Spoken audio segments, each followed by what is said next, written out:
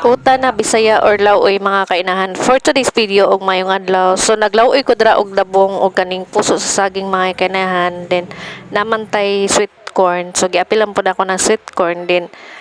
Ang mga dahon na ako dra mga kainahan malunggay og kaning udlot sa patula or sikwa.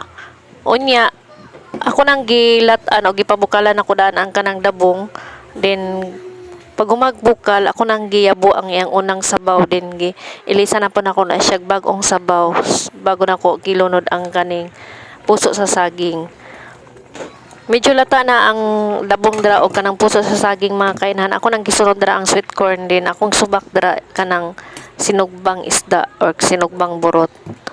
Kining dabong o puso sa saging mga kainahan gikan pa diniglan dito la mama. So nanguha man si mama, nangayo lang pug ko.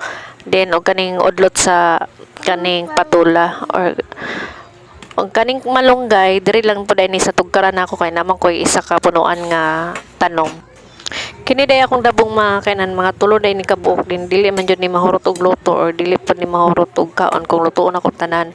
Then ako nang gitagod-tagod og nana nga pag-slice then gi-separate ako tulo ka plastic kay para kung magluto ko dili na ko magkuha isa na lang jud kalutuan.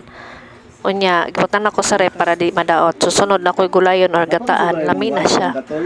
Oh, mo na akong gulay mga kainahan.